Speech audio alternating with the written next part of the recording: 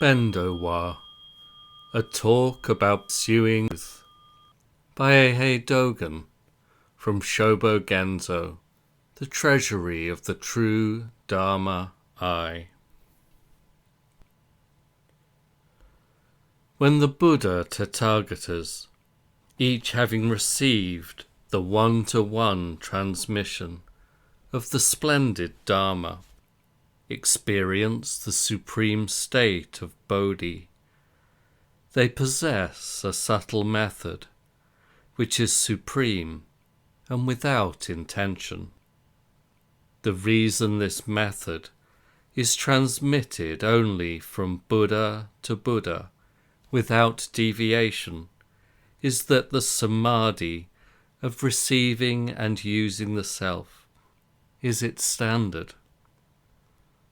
For enjoyment of this samadhi, the practice of zazen in the erect sitting posture has been established as the authentic gate.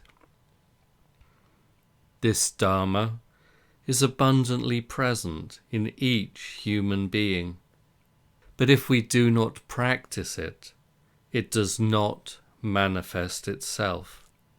And if we do not experience it, it cannot be realized.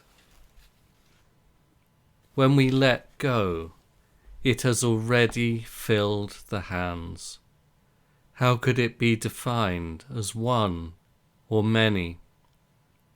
When we speak, it fills the mouth. It has no restriction in any direction.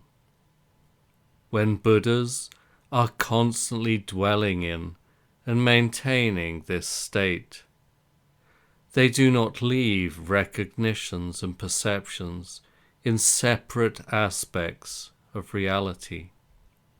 And when living beings are eternally functioning in this state, aspects of reality do not appear to them in separate recognitions and perceptions. The effort in pursuing the truth that I am now teaching makes the myriad dharmas real in experience. It enacts the oneness of reality on the path of liberation.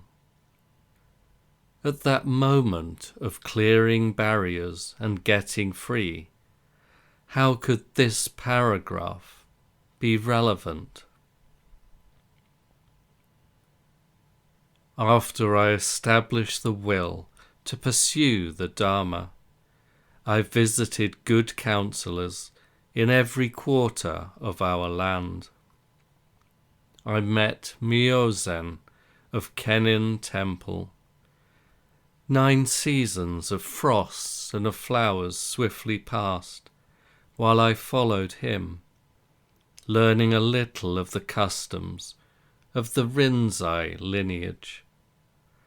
Only Myozen had received the authentic transmission of the Supreme Buddha Dharma as the most excellent disciple of the founding master, Master Eisai.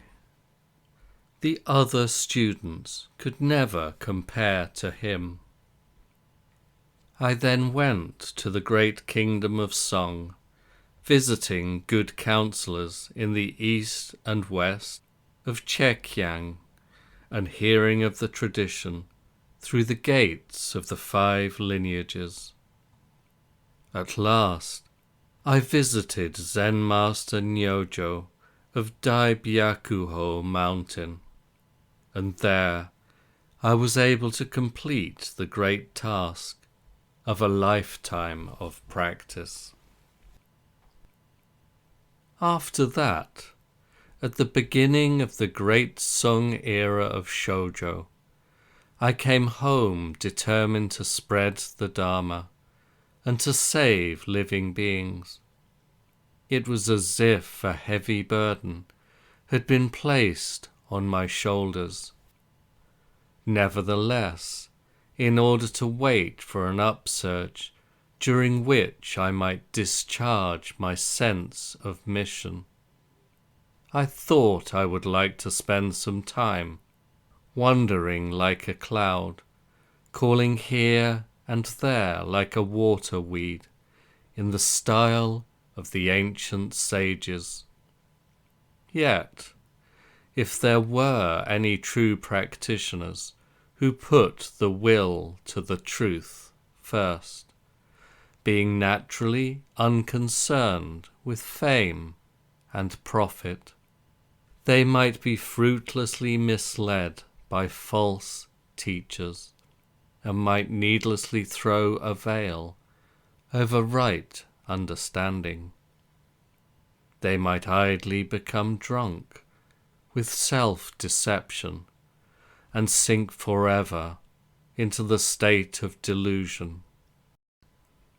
How would they be able to promote the right seeds of prajna, or have the opportunity to attain the truth? If I were now absorbed in drifting like a cloud or a waterweed, which mountains and rivers ought they to visit? Feeling that this would be a pitiful situation, I decided to compile a record of the customs and standards that I experienced firsthand in the Zen monasteries of the great kingdom of Song, together with a record of profound instruction from a good counselor, which I have received and maintained. I will leave this record to people who learn in practice and are easy in the truth, so that they can know the right Dharma of the Buddha's lineage. This may be a true mission. The sutras say, the great master Shakyamuni at the order on Vulture Peak transmitted the Dharma to Mahakasyapa.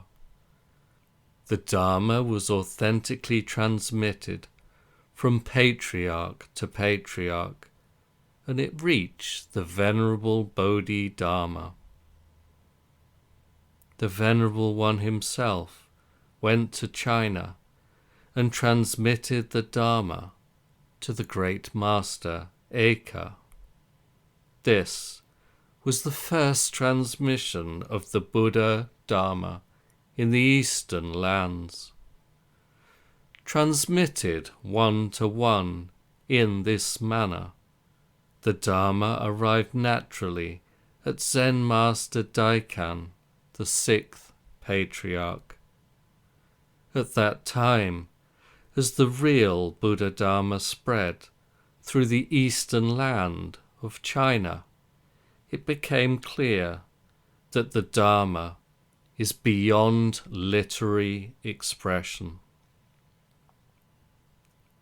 The sixth patriarch had two excellent disciples, Eijo of Nangaku and Gyoshi of Seigen, both of them having received and maintained the posture of Buddha, were guiding teachers of human beings and gods alike.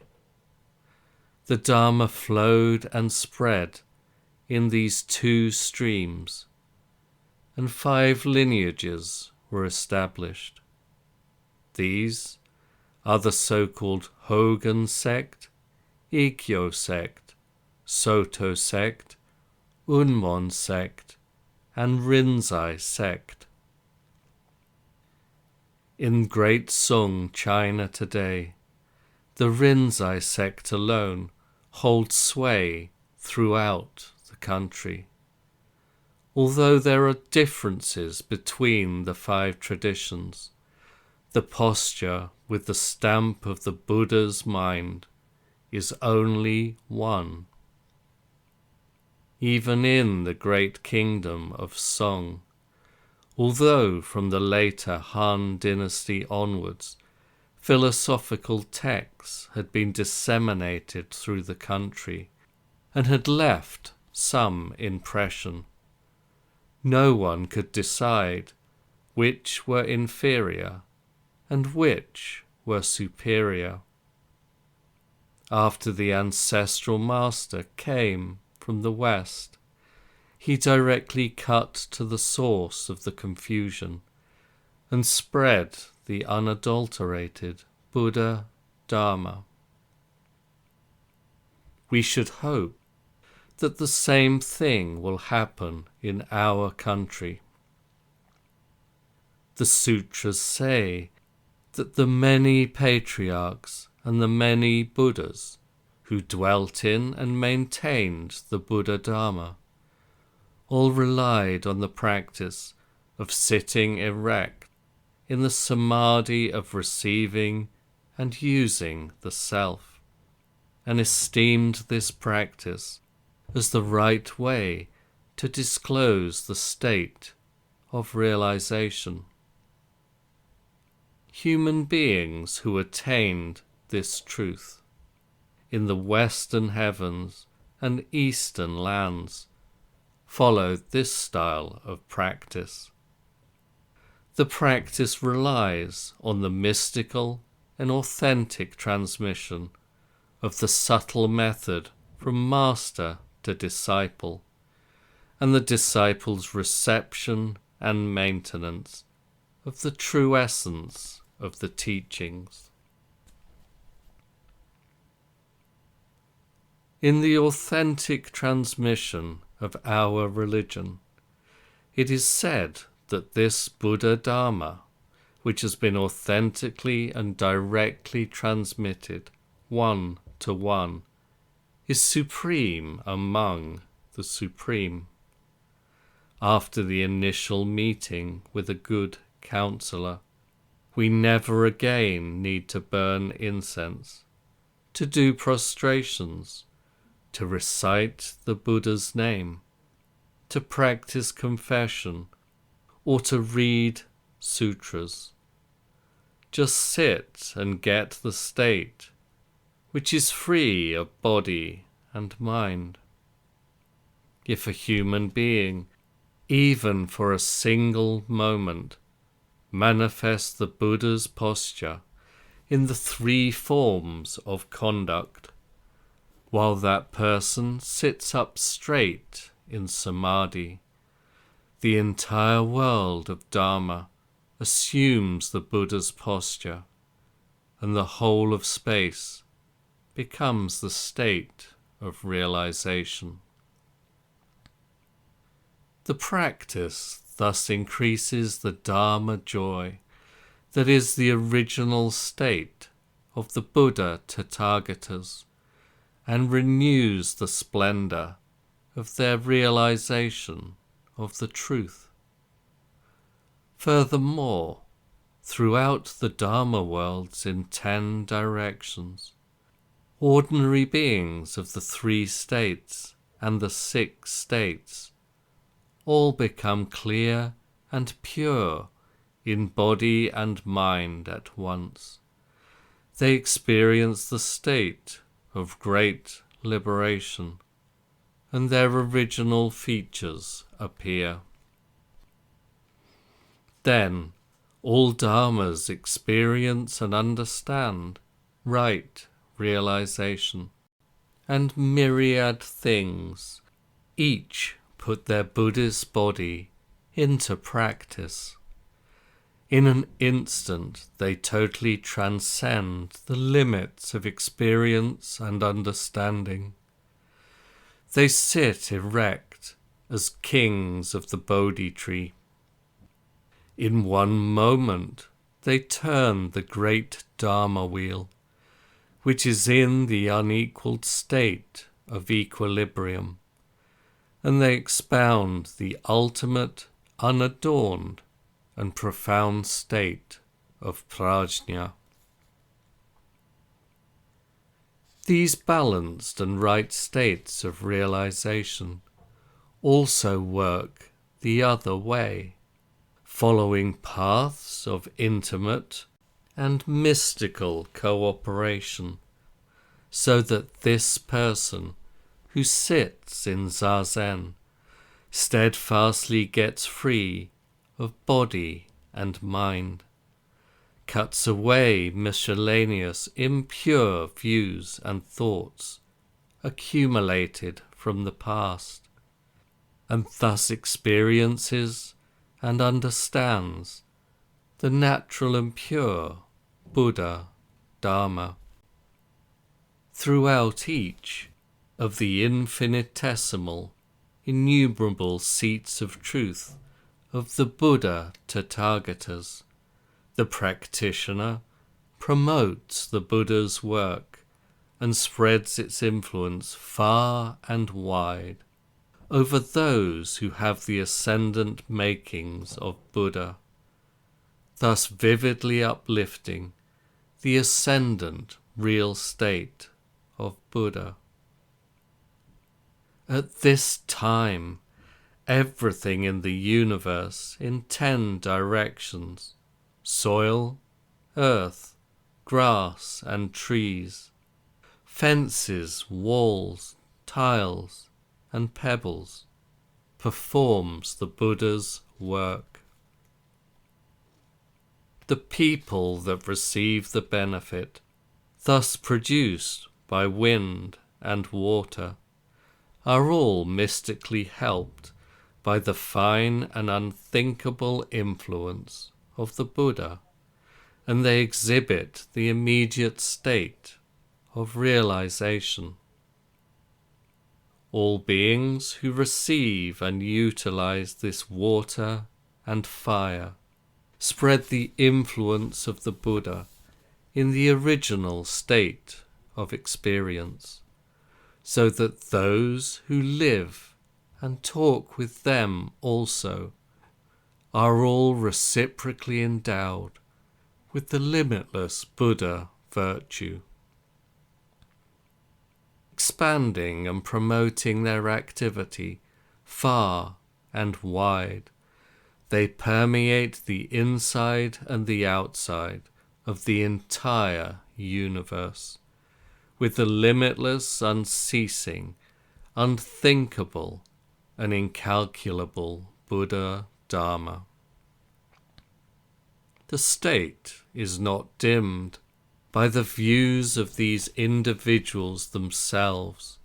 However, because the state in the quietness, without intentional activity, is direct experience. If we divide practice and experience into 2 stages, as in the thoughts of common folk, each part can be perceived and understood separately. But if perception and understanding are mixed in, that is not the standard state of experience, because the standard state of experience is beyond deluded emotion. Although, in the quietness, mind and external world enter together into the state of experience and pass together out of the state of realization, these movements are the state of receiving and using the self. Therefore, movements of mind and the external world neither stir a single molecule nor disturb a single form, but they accomplish the vast and great work of the Buddha and the profound and fine influence of Buddha. The grass, trees, soil and earth, reached by this guiding influence, all radiate great brightness, and their preaching of the deep and fine Dharma is without end.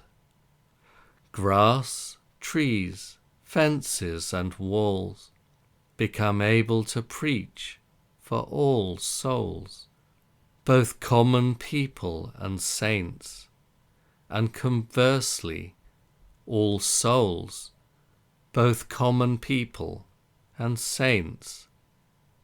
Preach for grass, trees, fences, and walls. The world of self-consciousness and the world of consciousness of external objects lack nothing. They are already furnished with the concrete form of real experience. The standard state of real experience, when activated, allows no idle moment. Zazen, even if it is only one human being sitting for one moment, thus enters into mystical cooperation with all dharmas and completely penetrates all times, and it therefore performs within the limitless universe the eternal work of the Buddha's guiding influence in the past, future, and present. For everyone, it is completely the same practice and the same experience. The practice is not confined to the sitting itself.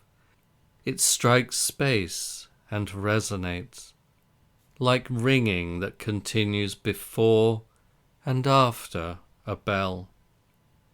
How could the practice be limited to this place? All concrete things possess original practice as their original features. It is beyond comprehension.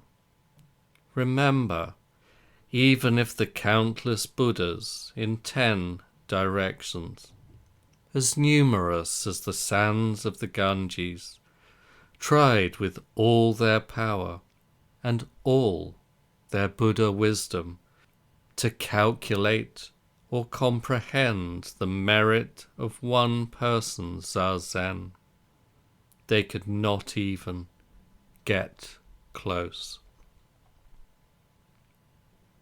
Now, we have heard how high and great is the merit of this zazen, but some stupid person may doubtingly ask, there are many gates to the Buddha Dharma.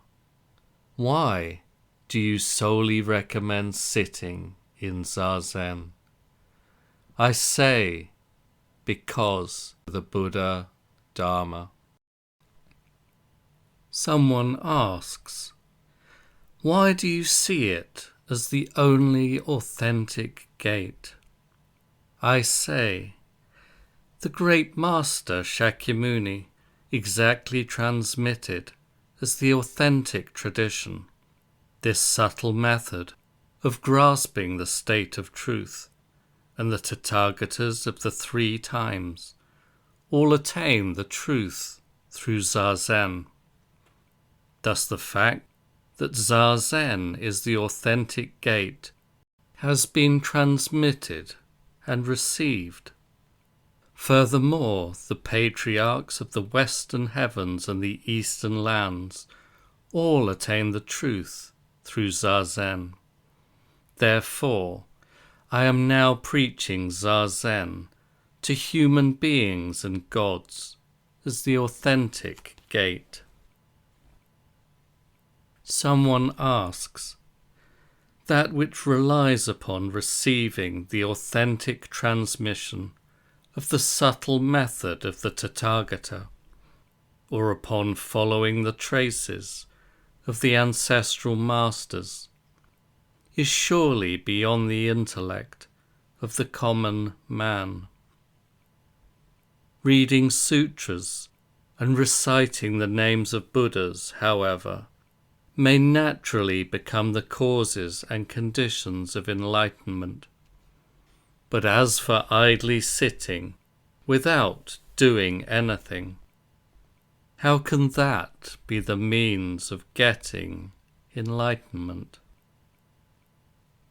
I say, if you now think that the samadhi of the Buddhas, the supreme and great Dharma, is idle sitting without doing anything, you are a person who insults the great vehicle. Such delusion is so deep that it is like being in the ocean and saying there is no water. In zazen we are already seated stably and thankfully in the Buddha's samadhi of receiving and using the self. Is this not the accomplishment of vast and great virtue? It is pitiful that your eyes are not yet open, and your mind remains in a drunken stupor. In general, the state of the Buddhas is unthinkable. Intelligence cannot reach it.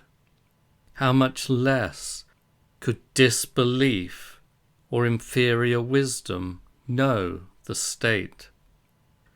Only people of great makings and right belief can enter into it. For people of disbelief, even if taught, it is difficult to receive the teaching. Even on Vulture Peak, there were people about whom the Buddha said that they withdraw also is fine. As a general rule, when right belief emerges in our mind, we should do training and learn in practice. Otherwise, we should rest for a while.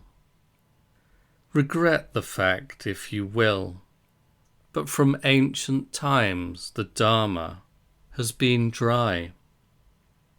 Further, do you know for yourself any virtue that is gained from practices such as reading sutras and reciting names of Buddhas?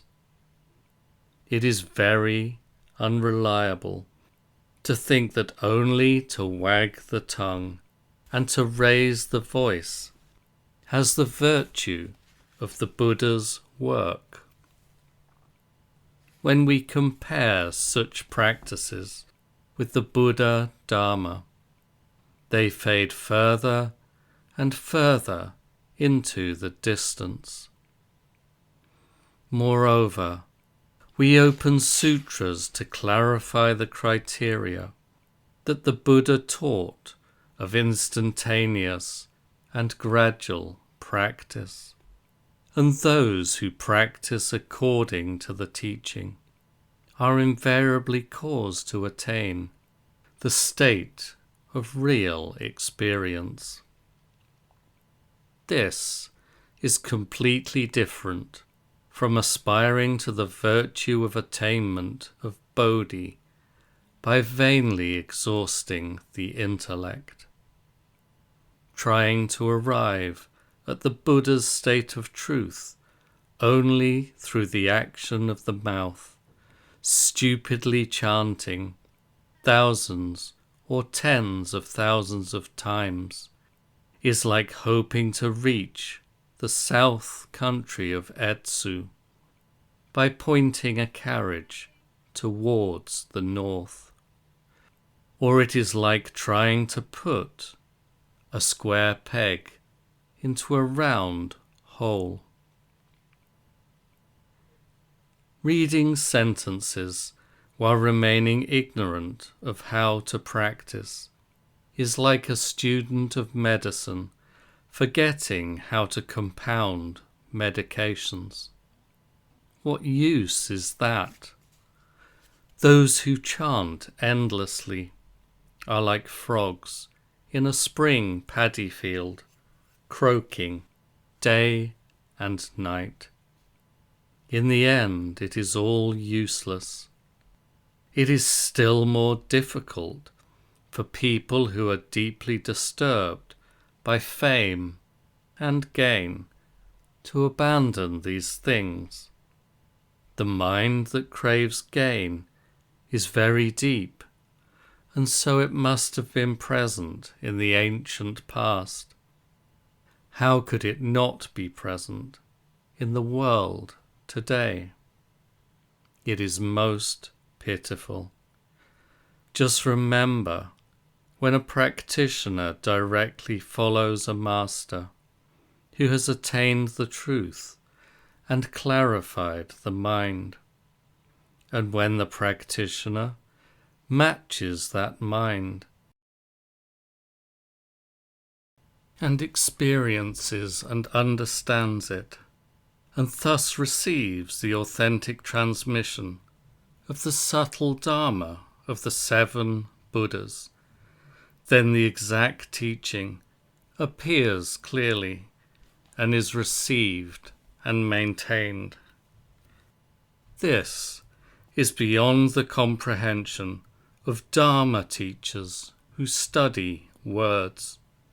So stop this doubting and delusion, and following the teaching of a true master, attain in experience the Buddha's samadhi of receiving and using the self by sitting in zazen and pursuing the truth. Someone asks, the flower of Dharma and the teaching of the Garland Sutra, which have now been transmitted into this country, are both ultimate expressions of the great vehicle. Moreover, in the case of the Shingon sect, the transmission passed directly from the Tathagata Vadakana to Vajrasattva, and so the transmission from master to disciple is not at random. Quoting the principles which it discusses, that mind here and now is Buddha, and this mind becomes Buddha, the Shingon sect proclaims that we realize the right realization of the 5 Buddhas in one sitting, without undergoing many kalpas of training. We can say that this is the ultimate refinement of the Buddha's Dharma. What is so excellent, then, about the practice which you now solely recommend, to the exclusion of these other practices? I say, remember, among Buddhists, we do not argue about superiority and inferiority of philosophies, or choose between shallowness and profundity in the Dharma.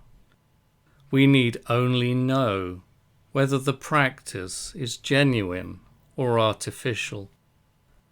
Some have entered into the stream of the Buddha's truth at the invitation of grass, flowers, mountains, and rivers. Some have received and maintained the stamp of Buddha by grasping soil, stones, sand, and pebbles. Furthermore, the vast and great world is even more abundant than the myriad phenomena, and the turning of the great Dharma wheel is contained in every molecule. This being so, the words mind here and now is Buddha are only the moon in water, and the idea just to sit to become Buddha is also a reflection in a mirror. We should not be caught by the skillfulness of the words. Now, in recommending the practice in which Bodhi is directly experienced, I hope to demonstrate the subtle truth that the Buddhist patriarchs have transmitted one to one, and thus to make you into people of the real state of truth. Moreover, for transmission of the Buddha Dharma, we must always take as a teacher a person who has experienced the Buddha's state. It is never enough to take as our guiding teacher a scholar who counts words. That would be like the blind leading the blind. In this, the lineage of the authentic transmission of the Buddhist patriarchs, we all revere wise masters who have attained truth and experienced the state, and we cause them to dwell in and to maintain the Buddha Dharma. This is why, when Shintoists of the lineage of Yin and Yang come to devote themselves, and when Arhats who have experienced the effect come to ask for Dharma, we give each of them without fail the means of clarifying the mental state. This is something that has never been heard in other lineages. The disciples of the Buddha should just learn the Buddha Dharma. Furthermore, we should remember that from the beginning we have never lacked the supreme state of Bodhi, and we will receive it and use it forever. At the same time, because we cannot perceive it directly, we are prone to beget random intellectual ideas, and because we chase after these as if they were real things, we vainly pass by the great state of truth. From these intellectual ideas emerge all sorts of flowers in space. We think about the 12-fold cycle and the 25 spheres of existence, and ideas of the 3 vehicles and the 5 vehicles, or of having Buddha nature and not having Buddha nature, are endless. We should not think that the learning of these intellectual ideas is the right path of Buddhist practice.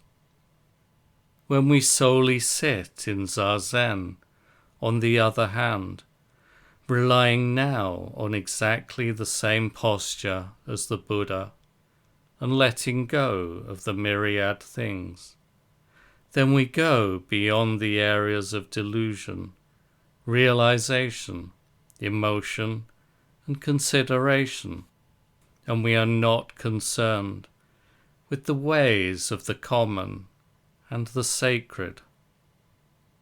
At once, we are roaming outside the intellectual frame, receiving and using the great state of Bodhi. How could those caught in the trap of words compare with this? Someone asks, among the 3 kinds of training, there is training in the balanced state, and among the 6 paramitas, there is the dhyana paramita, both of which all bodhisattvas learn from the outset, and all bodhisattvas practice, regardless of whether they are clever or stupid. The zazen that you are discussing now is surely only one of these. Why do you say that the Tathagata's right Dharma is concentrated in this practice of zazen? I say, the question arises because this right Dharma treasury, the supreme and great method, which is the one great matter of the Tathagata, has been called the Zen sect. Remember that this title, Zen sect, was established in China and the East. It is not heard in India. When the great master Bodhidharma first stayed at Shaolin Temple in the Sungshan Mountains and faced the wall for 9 years, monks and laymen were still ignorant of the Buddha's right Dharma, so they called Master Bodhidharma a Brahmin who made a religion of zazen. Thereafter, the patriarchs of successive generations all constantly devoted themselves to zazen. Stupid secular people who saw this, not knowing the reality, talked at random of a zazen sect. Nowadays, dropping the word za, they talk of just the Zen sect. This interpretation is clear from records of the patriarchs. Zazen should not be discussed as the balanced state of dhyana in the 6 paramitas and the 3 kinds of training. That this Buddha Dharma is the legitimate intention of the one-to-one transmission has never been concealed through the ages. In the order on Vulture Peak in ancient times, when the Tathagata gave the Dharma to the Venerable Mahakasyapa, transmitting the right Dharma treasury and the fine mind of Nirvana, the supreme and great method, only to him, the ceremony was witnessed directly by beings among the celestial throng which are present in the world above, so it must never be doubted. It is a universal rule that these celestial beings will guard and maintain the Buddha Dharma eternally. Their efforts have never faded. Just remember that this transmission of zazen is the whole truth of the Buddha's Dharma. Nothing can be compared with it. Someone asks, why, in discussing entry into the state of experience, do Buddhists recommend us to practice the balanced state of dhyana solely by sitting, which is only one of the 4 forms of conduct? I say, it is difficult to calculate all the ways that Buddhas have successively practiced since ancient times to enter the state of real experience.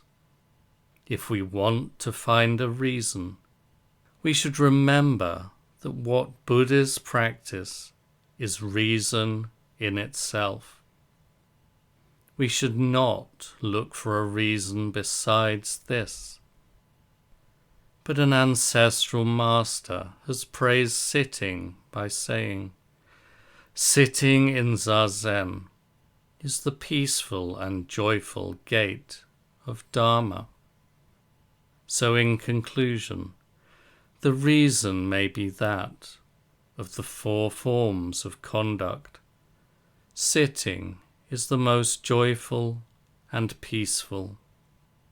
Furthermore, sitting is not the way practiced by one or two Buddhas. All the Buddhas and all the patriarchs possess this way. Someone asks, in regard to this practice of zazen, a person who has not yet experienced and understood the Buddha Dharma may be able to acquire that experience by pursuing the truth in zazen.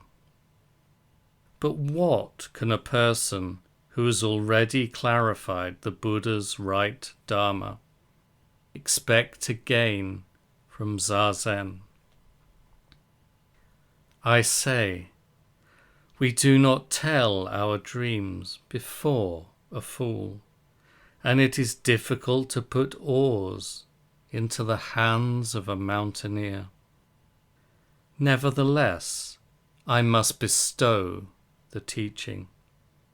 The thought, the practice, and experience are not one thing, is just the idea of non-Buddhists. In the Buddha Dharma, practice and experience are completely the same. Practice now is also practice in the state of experience. Therefore, a beginner's pursuit of the truth is just the whole body of the original state of experience. This is why the Buddhist patriarchs teach, in the practical cautions they have handed down to us, not to expect any experience outside of practice. And the reason may be that practice itself is the directly accessible, original state of experience. Because practice is just experience, the experience is endless.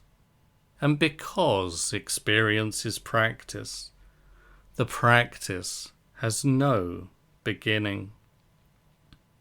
This is how both the Tathagata Shakyamuni and the Venerable Patriarch Mahakasyapa were received and used by the practice that exists in the state of experience.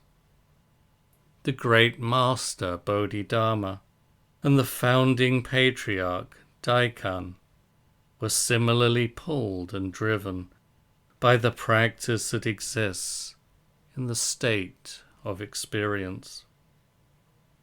The examples of all those who dwelt in and maintained the Buddha Dharma are like this. The practice that is never separate from experience exists already, having fortunately received the one-to-one transmission of a share of the subtle practice. We, who are beginners in pursuing the truth, directly possess, in the state without intention, a share of original experience. Remember, in order to prevent us from tainting the experience that is never separate from practice, the Buddhist patriarchs have repeatedly taught us not to be lax in practice. When we forget the subtle practice, original experience has filled our hands. When the body leaves original experience behind, the subtle practice is operating throughout the body. Moreover, as I saw with my own eyes in Great Sung, China, the Zen monasteries of many districts had all built zazen halls accommodating 500 or 600, or even 1,000 or 2,000 monks who were encouraged to sit in zazen day and night. The leader of one such order was a true master who had received the Buddha's mind seal. When I asked him the great intent of the Buddha Dharma, I was able to hear the principle that practice and experience are never two stages. Therefore, in accordance with the teaching of the Buddhist patriarchs and following the way of a true master, he encouraged everyone to pursue the truth in zazen. He encouraged not only the practitioners in his order, but all noble friends who sought the Dharma, all people who hope to find true reality in the Buddha Dharma, without choosing between beginners and late learners, without distinction between common people and sacred people. Have you not heard the words of the ancestral master who said, "It is not that there is no practice and experience, but it cannot be tainted"? Another master said, "Someone who sees the way practices the way." Remember that even in the state of attainment of the truth, we should practice. Someone asks, the masters who spread the teachings through our country in previous ages had all entered Tang China and received the transmission of Dharma. Why, at that time, did they neglect this principle and transmit only philosophical teaching? I say, the reason that past teachers of human beings did not transmit this method was that the time had not come. Someone asks, did those masters of former ages understand this method? I say, if they had understood it, they would have made it known to all. Someone asks, it has been said that we should not regret our life and death, for there is a very quick way to get free of life and death. That is to know the truth that the mental essence is eternal. In other words, this physical body, having been born, necessarily moves towards death. But this mental essence never dies at all. Once we have been able to recognize that the mental essence, which is unmoved by birth and decay, exists in our own body, we see this as the original essence.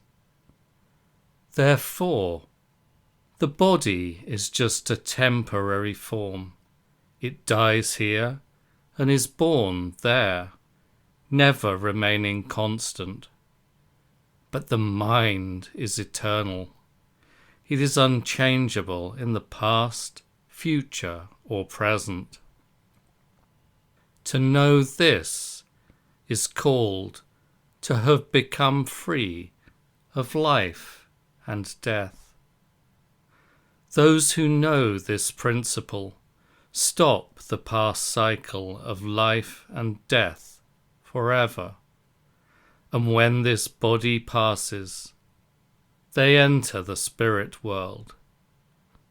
When they present themselves in the spirit world, they gain wondrous virtues like those of the Buddha Tathagatas.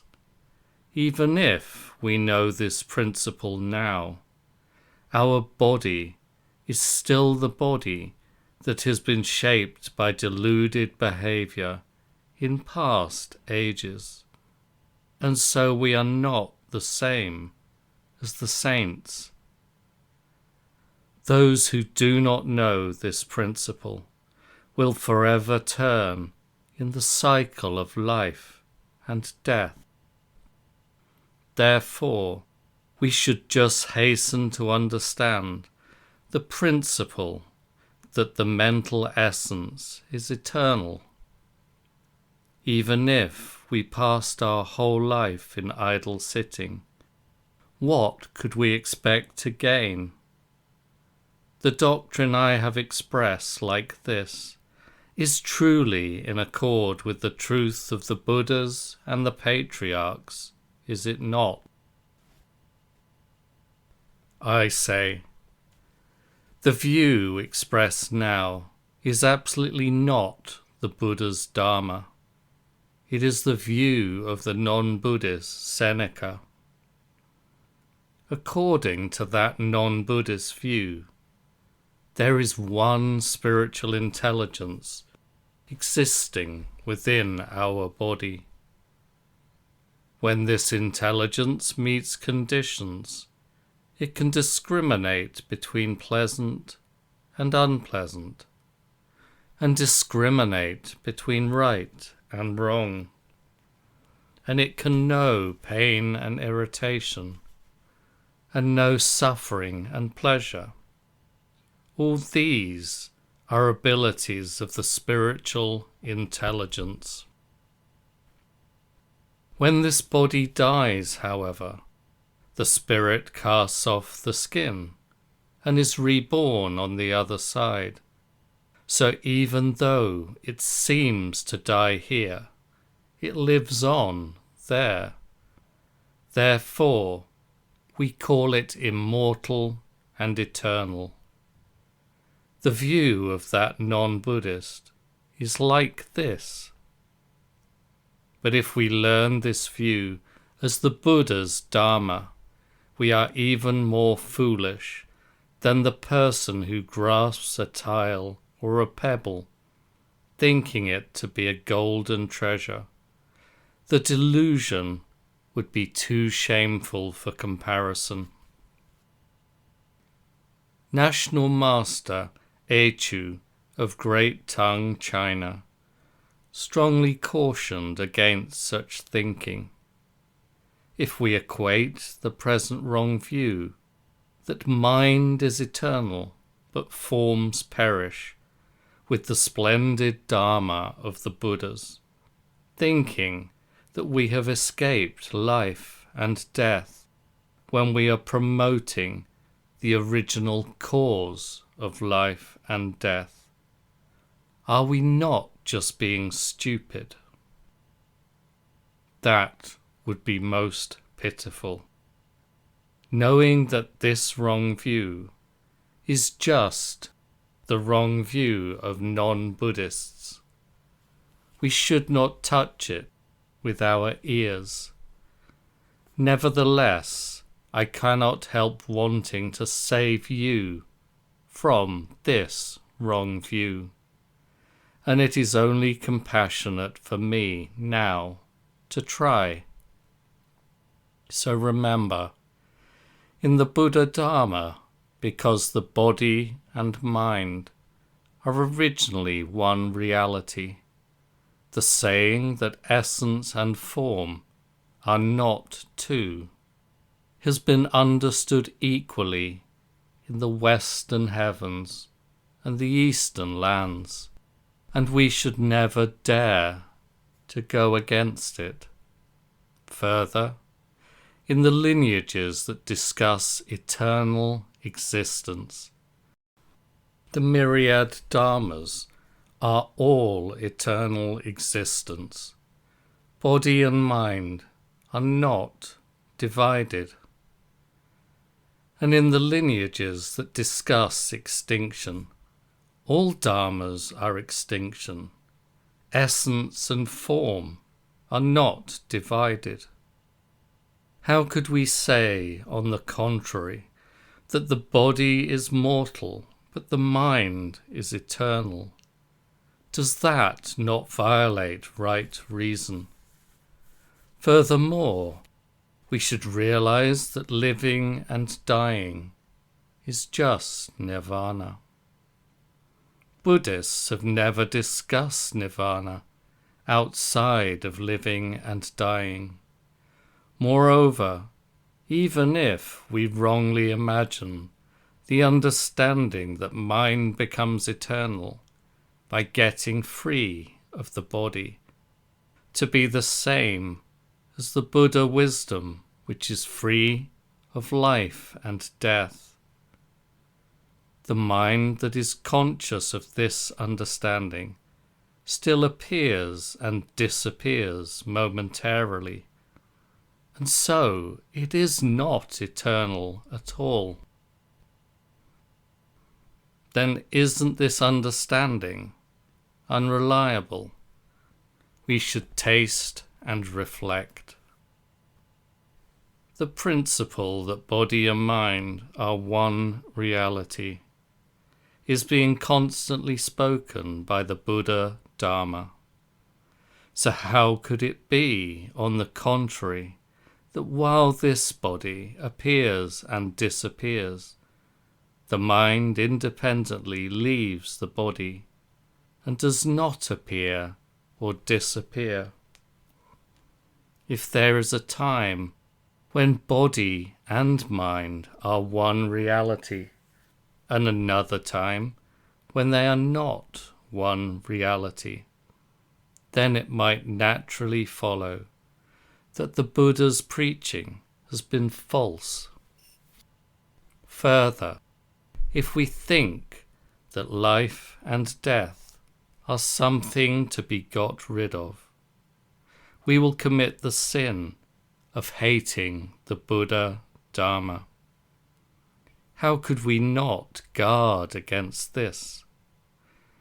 Remember the lineage of the Dharma, which asserts that in the Buddha Dharma, the essential state of mind universally includes all forms, describes the whole great world of Dharma inclusively, without dividing essence and form, and without discussing appearance and disappearance.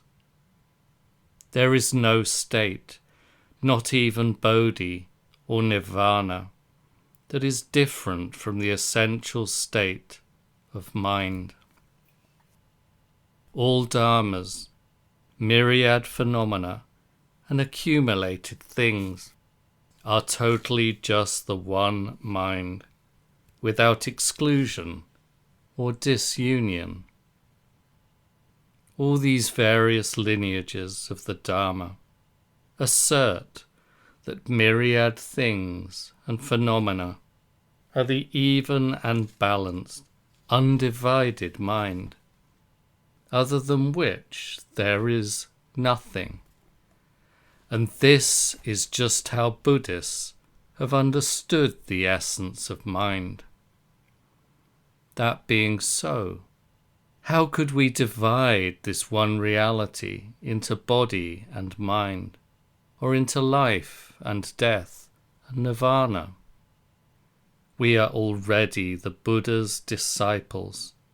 Let us not touch with our ears those noises from the tongues of madmen who speak non-Buddhist views.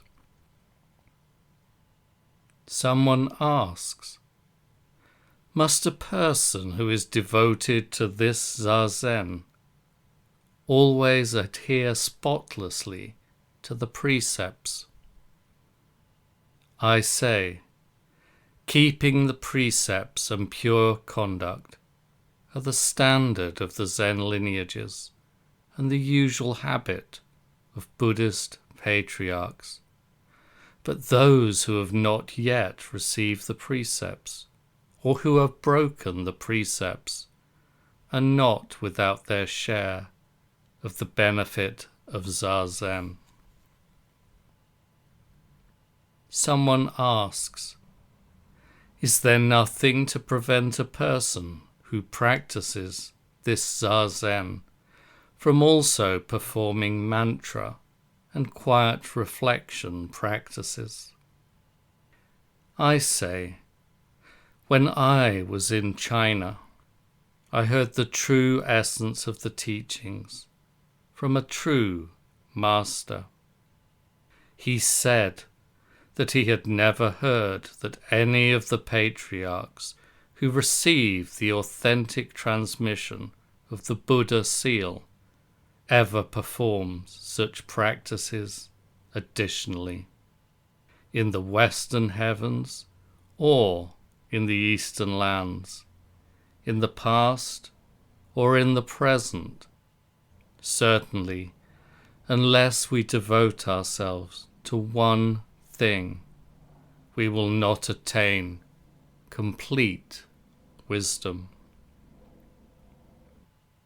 Someone asks, should this practice also be undertaken by laymen and laywomen, or is it performed only by people who have left home?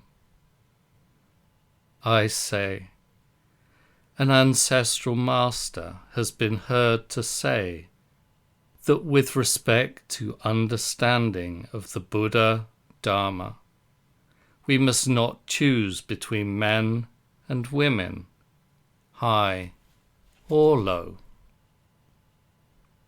Someone asks, people who leave home get free of all involvements at once, so they have no hindrances in practicing zazen and pursuing the truth. How can a busy lay person devotedly do training and be at one with the unintentional state of Buddhist truth?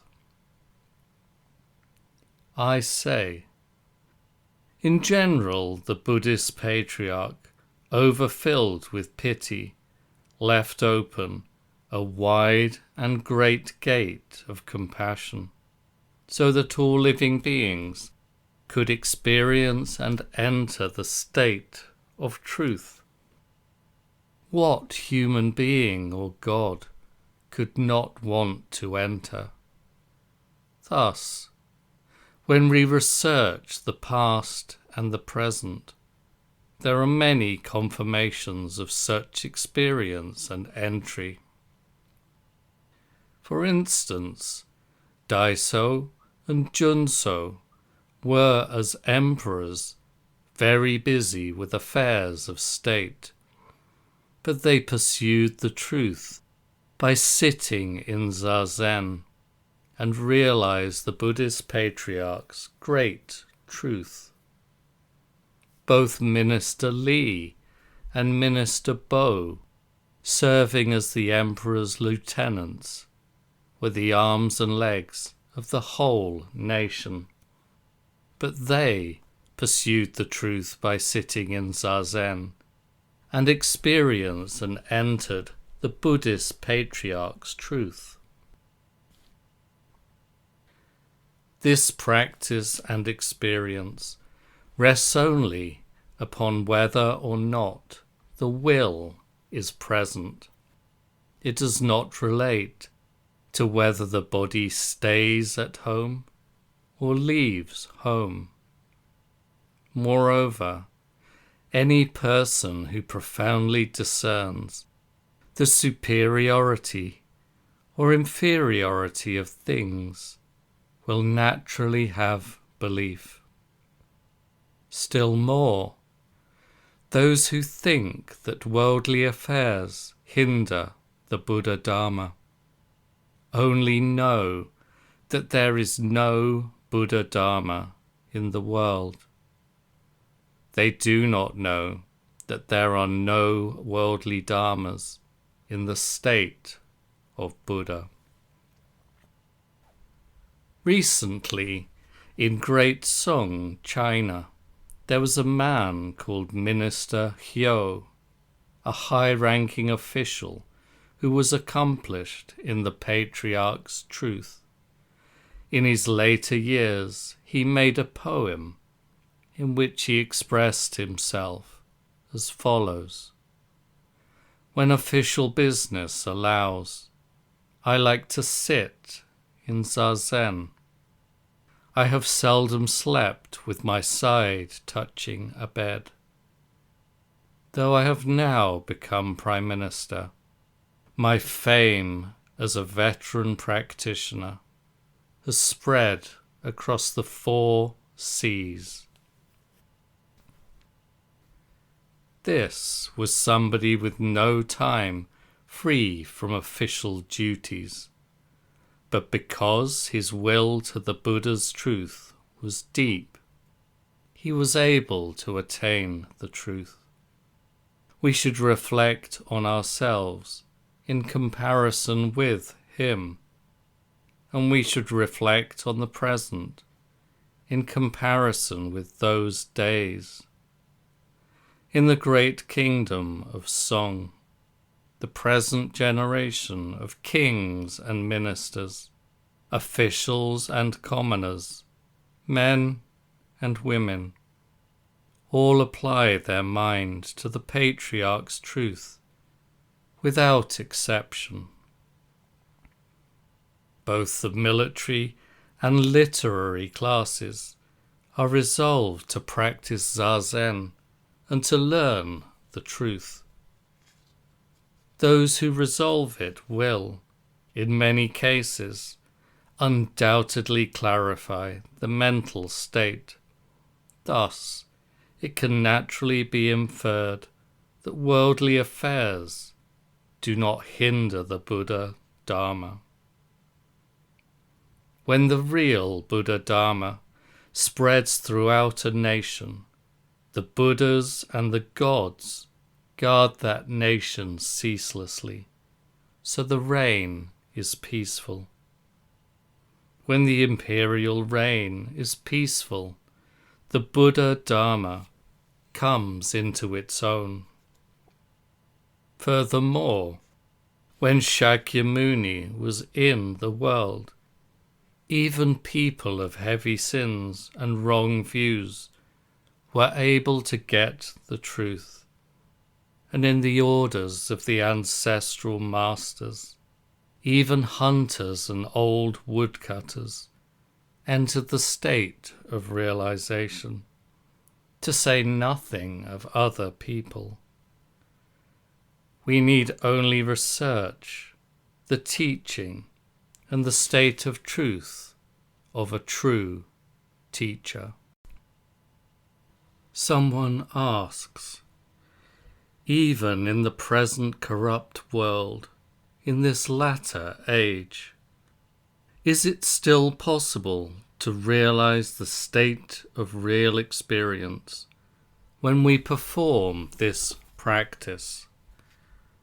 I say, philosophers have occupied themselves with such concepts and forms, but in the real teaching of the great vehicle, without discriminating between right, imitative, and latter Dharma, we say that all those who practice attain the state of truth. Furthermore, in this directly transmitted right Dharma, both in entering the Dharma and getting the body out, we receive and use the treasure of ourselves. Those who are practicing can naturally know whether they have got the state of real experience or not, just as people who are using water can tell by themselves whether it is cold or warm. someone asks. It is said that in the Buddha Dharma, once we have clearly understood the principle that mind here and now is Buddha, even if our mouth does not recite the sutras and our body does not practice the Buddha way, we are not lacking in the Buddha Dharma at all. Just to know that the Buddha Dharma originally resides in each of us is the whole of the attainment of the truth. There is no need to seek anything else from other people. How much less need we bother about pursuing the truth in zazen? I say, these words are extremely unreliable. If it is as you say, how could any intelligent person fail to understand this principle once it had been explained to them? Remember, we learn the Buddha Dharma just when we give up views of subject and object. If knowing that we ourselves are just Buddha could be called the attainment of the truth, Shakyamuni would not have bothered to teach the moral way in the past. I would like now to prove this through the subtle criteria of the ancient patriarch. Long ago, there was a monk called Prior Soku in the order of Zen Master Hogen. Zen Master Hogen asked him, "Prior Soku, how long have you been in my order?" Soku says, "I have served in the Master's order for 3 years already." The Zen Master says, "You are a recent member of the order. Why do you never ask me about the Buddha Dharma?" Soku says, "I must not deceive you, Master.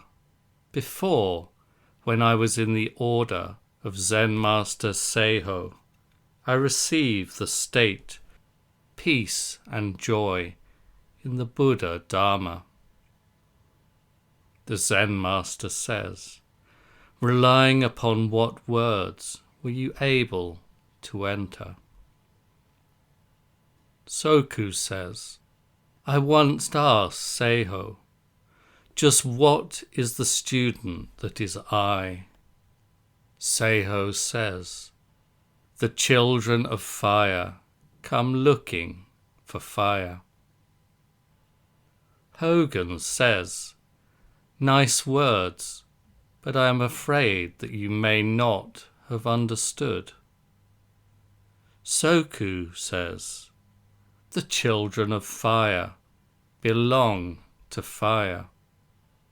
So I understood that there being fire, yet looking for fire, represented my being myself, yet looking for myself.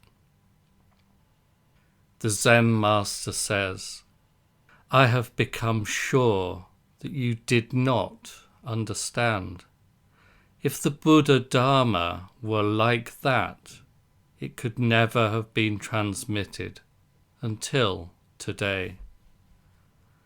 At this, Soku became embarrassed and distressed, and he stood up to leave. But on the road he thought, "The Zen Master is respected throughout the country as a good counselor, and he is a great guiding master to 500 people.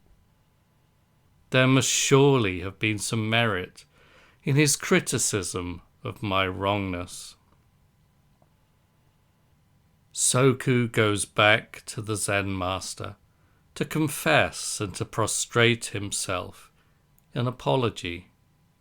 Then he asks, "Just what is the student that is I?"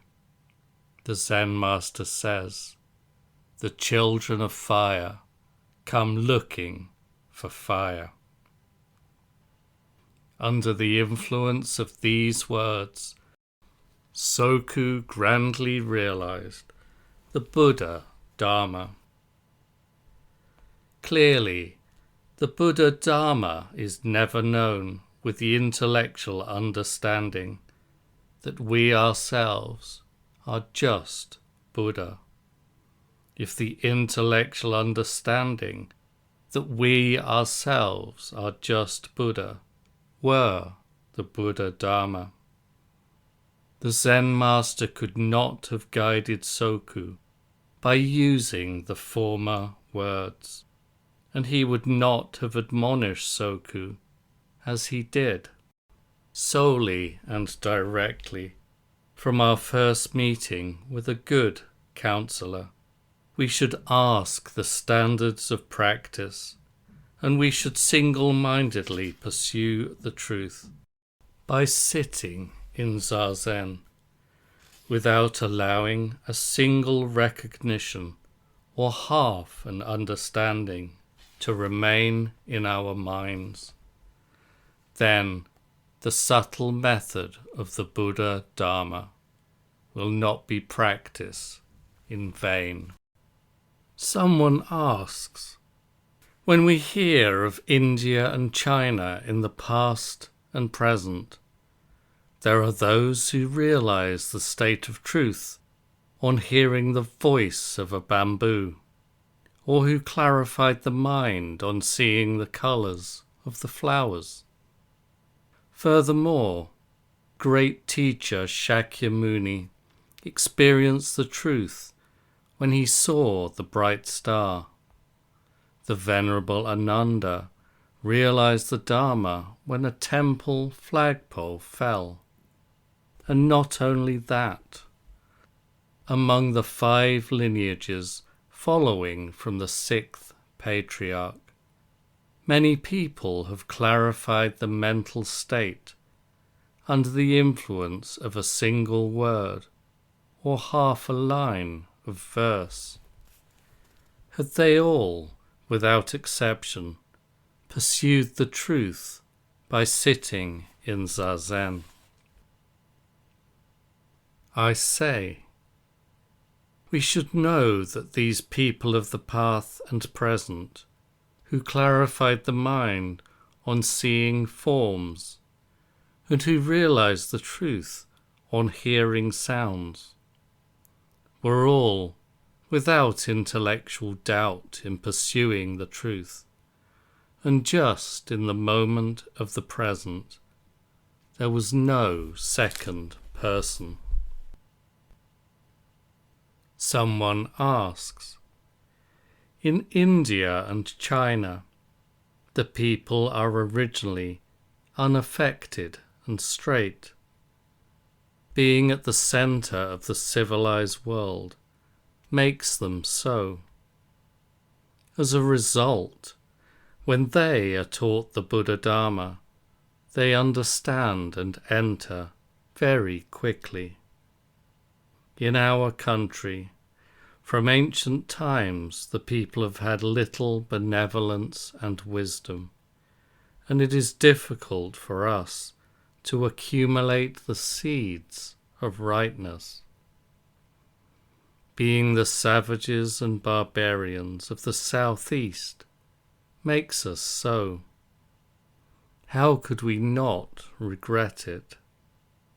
Furthermore, people who have left home in this country are inferior even to lay people of the great nations. Our whole society is stupid, and our minds are narrow and small. We are deeply attached to the results of intentional effort, and we like superficial quality. Can people like this expect to experience the Buddha Dharma straight away, even if they sit in zazen?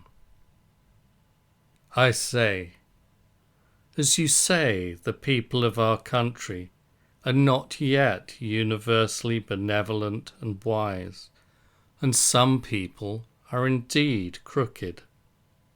Even if we preach right and straight Dharma to them, they will turn nectar into poison. They easily tend towards fame and gain, and it is hard for them to dissolve their delusions and attachments.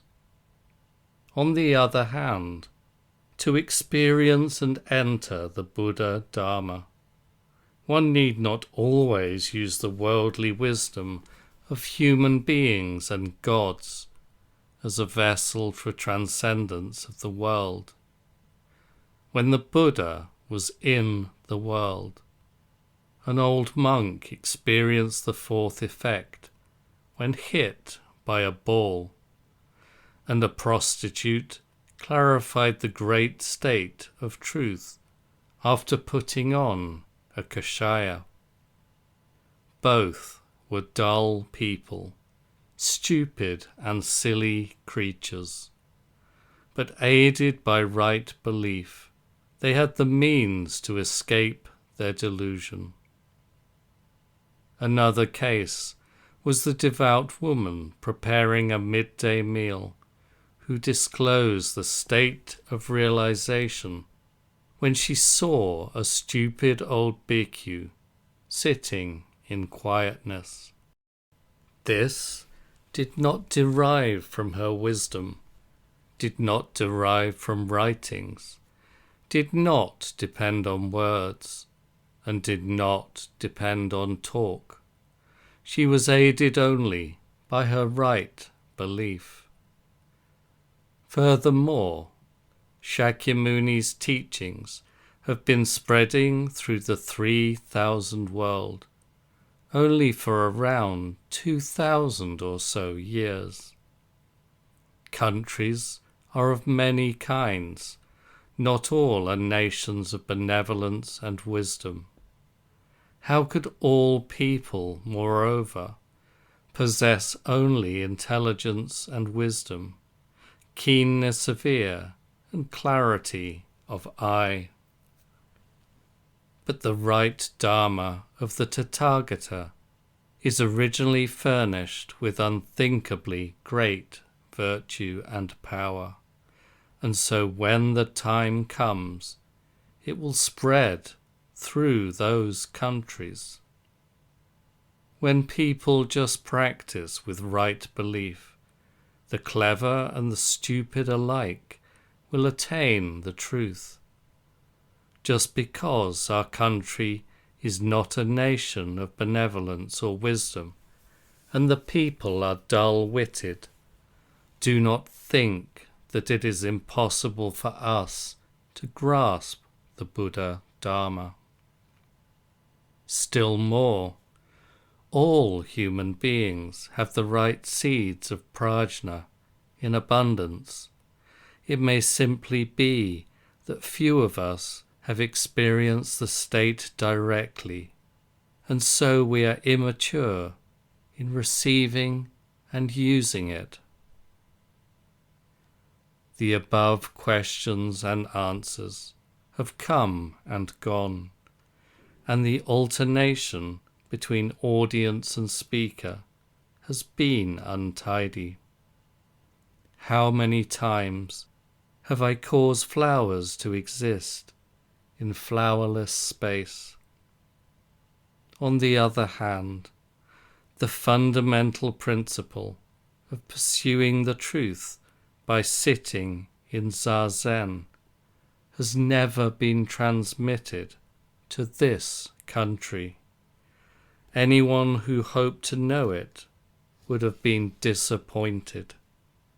This is why I intend to gather together the few experiences I had abroad, and to record the secrets of an enlightened teacher, so that they may be heard by any practitioner who desires to hear them. In addition, there are standards and conventions for monasteries and temples, but there is not enough time to teach them now, and they must not be taught in haste. In general, it was very fortunate for the people of our country that, even though we are situated east of the Dragon Sea and are far separated by clouds and mist from around the reigns of Kinmei and Yomei, the Buddha Dharma of the West spread to us in the East. However, confusion has multiplied over concepts and forms, and facts and circumstances, disturbing the situation of practice. Now, because we make do with tattered robes and mended bowls, tying thatch so that we can sit and train by the blue cliffs and white rocks, the matter of the ascendant state of Buddha becomes apparent at once, and we swiftly master the great matter of a lifetime of practice. This is just the decree of Ryuge Mountain and the legacy of Kukatapada Mountain. The forms and standards for sitting in zazen may be practiced following Fukan Zazengi, which I compiled in the Karoku era. Now, in spreading the Buddha's teaching throughout a nation, on the one hand, we should wait for the king's decree, but on the other hand, when we recall the bequest of Vulture Peak, the kings, nobles, ministers and generals, now manifested in 100 myriad kotis of realms, all have gratefully accepted the Buddha's decree, and not forgetting the original aim of earlier lives to guard and maintain the Buddha's teaching. They have been born. Within the frontiers of the spread of that teaching, what place could not be a Buddha land? Therefore, when we want to disseminate the truth of the Buddhist patriarchs, it is not always necessary to select a particular place or to wait for favorable circumstances. Shall we just consider today to be the starting point? So, I have put this together, and I will leave it for wise masters who aspire to the Buddha Dharma, and for the true stream of practitioners who wish, like wandering clouds or transient water weeds, to explore the state of truth.